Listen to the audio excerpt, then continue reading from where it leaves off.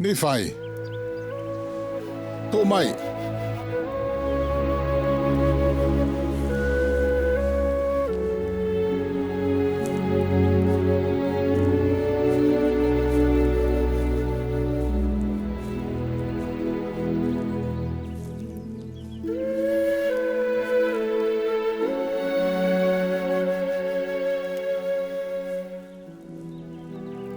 O ko tu ke te ko ai malohi ke baptaiso ka kai no ka hiri ko toi aloha ke kilangi.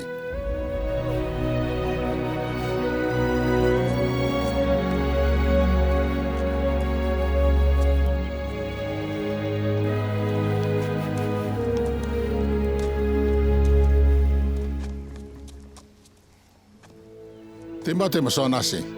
Mo tu mai. Kia koe matonai, mo matonai ha.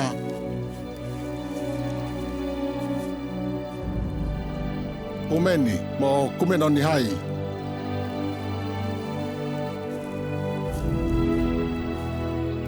Mo seremaya.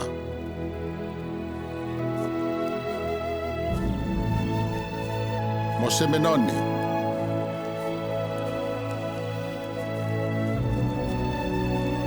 Sonasi.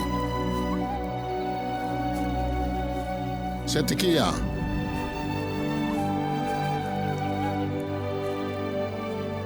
Mo Isaya.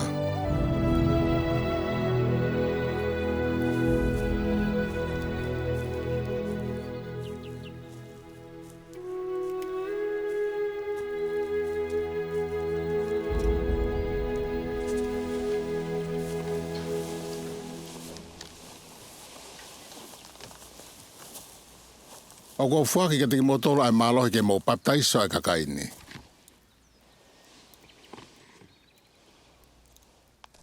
Ko whaungai ni ke mo whaiai ai baptaiso. Ke o na iai hanga hai whakikihi a tiki motolo. Ko iai au whatamala me ngahi hanga hala ko uhi ko ho mo ngahi lea. O ne kore ke baptaiso iai ko hingoa. Ko hanga e ni ho mo baptaiso a ki nautolo. Makai te mo aruhifo pia tuu i he loto vai. Pe mo baptaiso aki nau tolu i hoko hingoa. Pe koe ni wakai koe ngaharia eni ke mo rea aki, ke mo i aki nau tolu i ho nau hingoa o pehe. E mawhai kua umau mea sisu kalaisi, o kua baptaiso koe i he huafa o e tamai, pe mo i alo, pe mo i lau maari e maoni oni, e meni. Pe te mo toki whangalo hifa aki nau tolu i he vai, pe toi whakatu hake aki nau tolu me i he vai.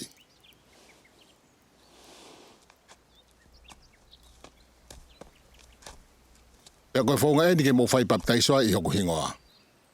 Pea he whaunga koe ia kua whikau ke teki mo tolu, o ua na ia ngai whakikihi a teki mo tolu e ngai te whito e kuto kāterine, o hange koe ia kua hoko i moa. Koe ia kune mau e lau maria e whakikihi, o kikai a akuia ka ua e te volo ia. Ka koe kuto kāterine eni, ke whangata hono whai o ngai mea pehe.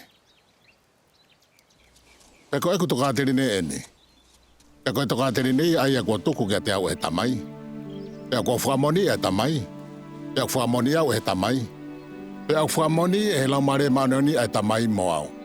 Pea kua whamoni kua whekau e tamai ke kakai furipe i he potokotoa pe ke nau whatamala pea tui ke te au. Pea ko iai au ne tui ke te au mo baptaiso e whama ui ia. Pea ko kinau tolu e te nau mau e pure anga e o tua.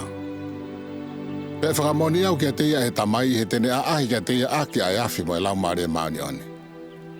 Pe pea no whamoni au he tamai, pe whamoni he lau mare maunioni au pe mo tamai ke teia, he koe tamai mo au mo e lau mare maunioni o kumau tahape.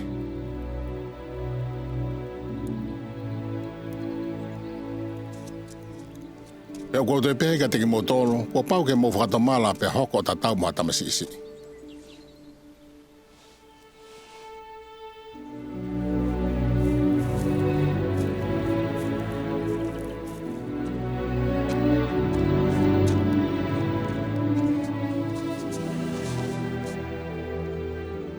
Pea baptaiso he ko hingoa, pe e kai ha whaunga ke mo mawai a ngahi mea ani.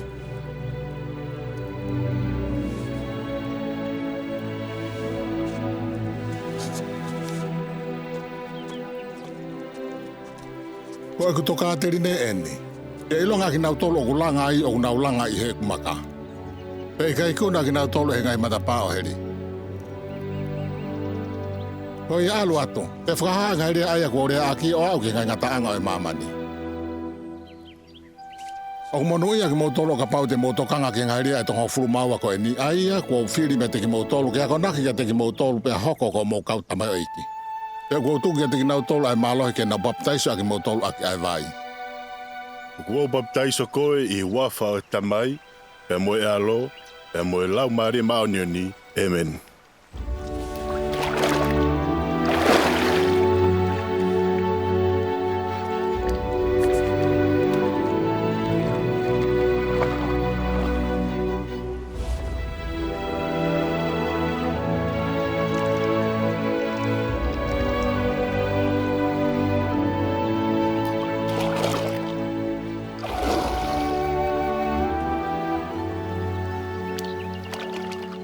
Oi au monu ia ki mautolo ka pau te mautui ki a te au pia baptaiso.